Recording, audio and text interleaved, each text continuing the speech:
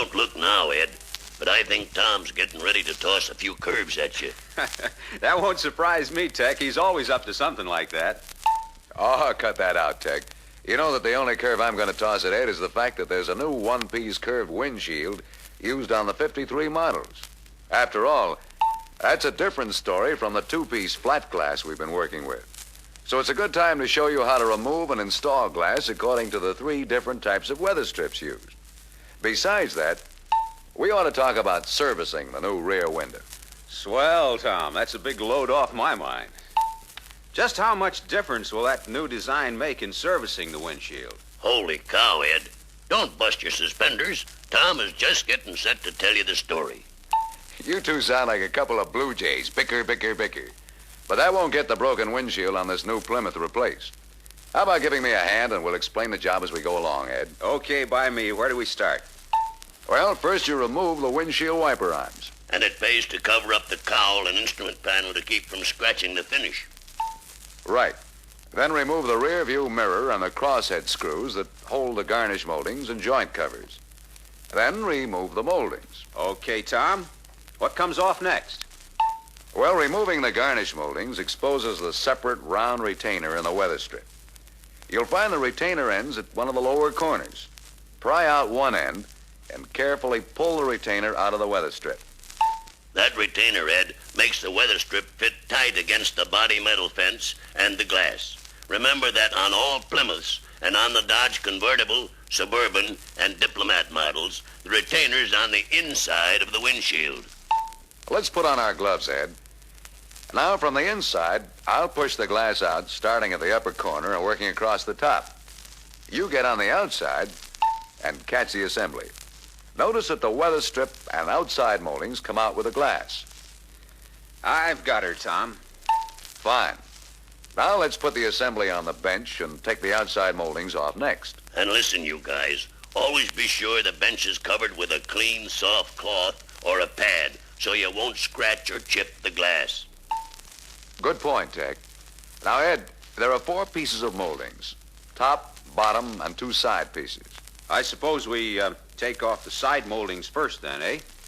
That's the idea. Just pry off the side moldings, starting at the ends. Then remove the top and bottom moldings. Now, once that's done, just use your hands to roll the rubber weather strip away from the glass. Yeah, and since the glass was broken, Ed, be sure to clean out any small chips from the glass groove in the weather strip. If you don't, it might cause the new glass to break during installation. Okay, I'll clean out any chips. Now, here's another point. If the glass appeared to break for no apparent reason, check for high welding burrs or misalignment in the body metal fence. That fence should be smooth and straight. Otherwise, it'll cause unequal pressure, and the glass is apt to break. So remove any welding burrs and realign the fence if necessary to guard against that cause of glass breakage. Glad you reminded me, Tom. I remember doing that on other glass jobs. I guess we can install the new glass now, eh? Yeah, Ed. Now, here's how you go about it. You work the rubber weather strip over the glass, starting at one corner.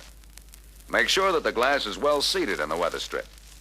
Now, once you've got it all around the glass, use the palm of your hand to press the weather strip firmly down onto the glass. Yeah, and keep this in mind, Ed.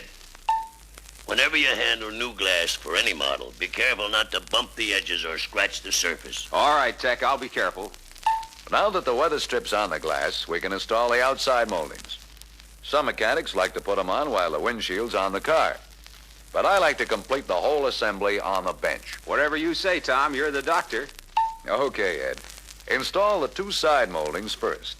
Then snap on the top and bottom moldings. You can use a rubber mallet to help seat them in place. I see, Tom. That goes together easily. Yep, and it'll come apart easily, too, when you're working in the opening. So a little adhesive tape will keep it all together. That it will, Tech. Now you take about 12 feet of 3/16" cord, the kind used on Venetian blinds. Oh, I think I know about that, Tom. Don't you insert that cord in the groove of the weather strip to help pull the lip over the body metal fence? That's the ticket, Ed. Just let the ends hang out inside the car, halfway up one side. The easiest way is to enter one lower corner of the assembly first, then the bottom. So let's put the glass in the opening. Then from the outside, I'll press in on the bottom part of the windshield. And while I do that, you pull on the cord to seat the bottom of the weather strip over the body metal. Go halfway up the side, then pull the cord on the other side and across the top. Okay, Tom. I suppose it won't hurt to bump the glass lightly with the heel of my hand to make sure that the weather strip's firmly seated and that the glass is centered in the opening. Good idea, Ed. And it's a lot safer than using a rubber mallet. Now, brush a pure mild soap solution in the retainer groove all around the weather strip. Don't let any soap get on the paint. It might streak the finish. Then install the retainer. You use this installing tool, Ed, but start inserting the retainer at either of the lower corners and go across the bottom first. That helps to center the glass in the opening. I see, Tom.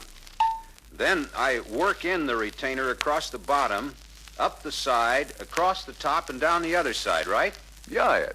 That'll lock it up. Install the garnish moldings and the joint covers next. Then the rear view mirror. Finally, reinstall the wiper arms, the blades, and you're all done. I think I understand this Plymouth windshield service okay, Tom. The other model's pretty much the same? Not quite, Ed. We better talk about the new windshield features in all models. For example, on the DeSoto and the Chrysler convertible and Newport models, the weather strip used is the same type as on the Plymouth, with this main difference. The separate rubber locking retainer is on the outside of the windshield instead of the inside. I see. Then that means that the outside moldings have to be removed to get that retainer out. Right. Now, to remove the moldings, open the front doors first so you can remove the corner caps. DeSoto uses a 3-piece outside molding setup plus the 2 corner caps. How's the rest of it come apart? Well, you pry off the top molding joint clip first. Then you can pry off the lower ends of the 2 L-shaped upper moldings. Remove both L-shaped moldings. Does that bottom molding come off last? Yeah, and that bottom molding is different, too. It's held on by 5 clips. Just pry off the molding and remove the clips so you can pull the retainer out of the weather strip. You see, Ed, the bottom part of the weather strip on the DeSoto has no molding groove. That's why those 5 clips are used instead. I got you now, fellas. That clears it up for me. You just push out on the windshield from the inside to remove it. Have somebody on the outside to catch the glass. Oh, the weather strip stays in the opening then, right? You get the idea, Ed. Now look, let's turn this record over so we can point the needle at another part of the story. Now I guess we ought to tell you how to handle the installation. Go right ahead, Tom. Well, after the glass and weather strip retainer are installed, fasten those clips in the 5 depressions near the bottom edge of the windshield opening. Okay. Anything special about snapping that molding over the clips? Yep. Position the molding about 1/4 inch in from the first clip depression and hook it over the top of the first clip. Then snap it under the lower part of the clip. Do the same on the next 2 clips. However, be sure to install the molding over those next 2 clips at the same time. If it's hard to snap the molding over the top of the last 2 clips, use a small hook to pull the molding in place. After that, use a mallet and grooved fiber block at the lower edge of the molding to seat it firmly in place. Finally, pry out the lower molding about 1/16 inch so you can snap the corner caps in place. Well, there was nothing too hard about that DeSoto job. Now, how about the Chrysler and the Dodge windshields? I suppose they're different, too. Yeah, Ed. What we've talked about applies to some of the Chrysler and Dodge models. The other models use a different type of weather strip. That's right, Tom. The Chrysler and Dodge 4-doors and club coupes use a weather strip with a built-in retainer. It works almost like a zipper, eh? That's right. And I'd like to show you how that works. You already know how to remove the corner caps and the rest of the outside moldings, so we won't go into that. But when you have the moldings off, push the fiber wedge into the retainer slot at either corner. Pry out the tongue section, hold the wedge in that position, and move it across the weather strip to unlock the built-in retainer. I see, Tom. Then I suppose you push the glass out from the inside, right? Correct, Ed. The glass is always pushed out from the inside on all models. The weather strip with the outside retainer always stays on the body flange. You'd install a new glass into the weather strip on the body. I see.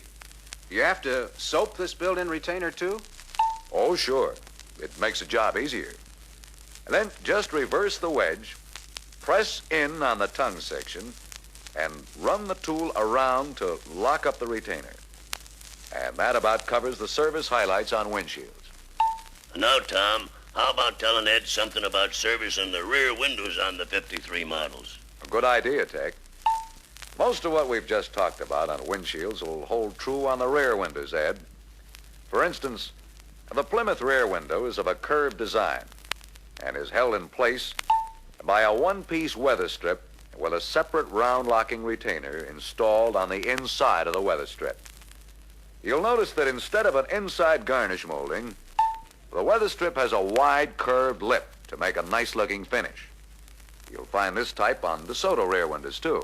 Pretty slick design, Tom. I like the looks of it. And it's easy to service. Just use a wedge to pry one end of the retainer from its groove and pull the retainer out. Then push the rear window out from the inside. Use a helper on the outside to catch the glass. You remove those outside joint clips, corner caps, and moldings from the assembly over on the bench. There's nothing hard about that. Yeah, Ed. You won't have any trouble figuring out that part of the job. For installation, just soap the glass groove and install the weather strip on the glass first. Then put the moldings and clips back on. And finally use a cord to install the glass in the opening. Wash off any soap so it won't streak the finish. I savvy, boss. I suppose we can grease the skids a little by soaping the retainer groove before locking it up. I guess it's easier to start in one of the corners. Yeah, Ed. You've got the idea. Make sure that curved lip fits over the trim on the inside for a nice, neat job. Okay, I'll watch that.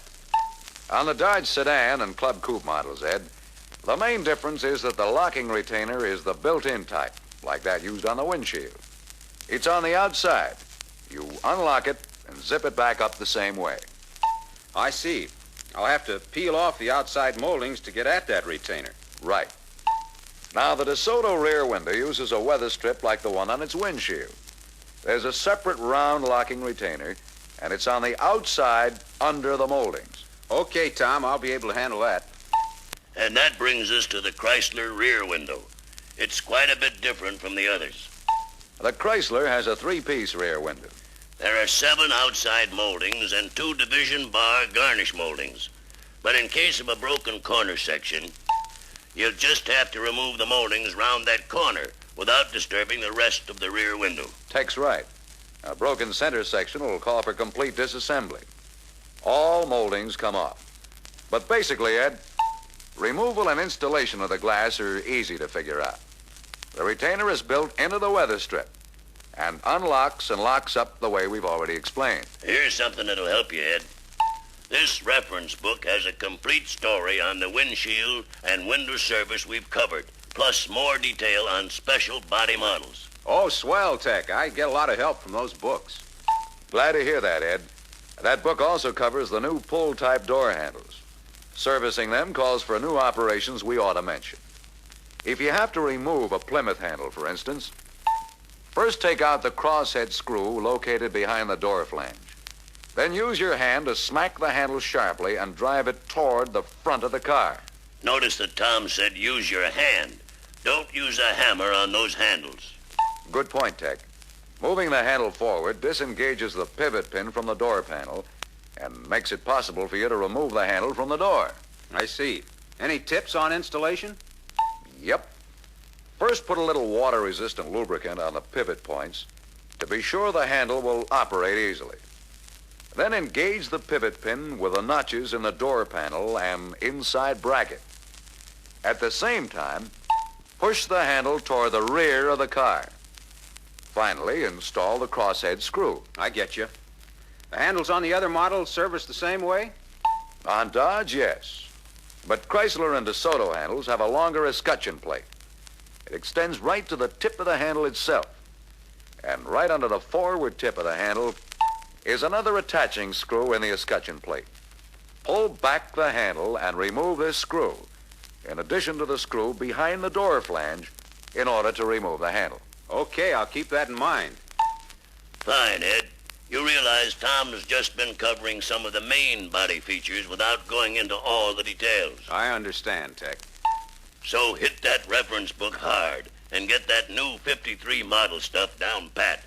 'Cause you know as well as I, it takes more than a new car to keep an owner happy.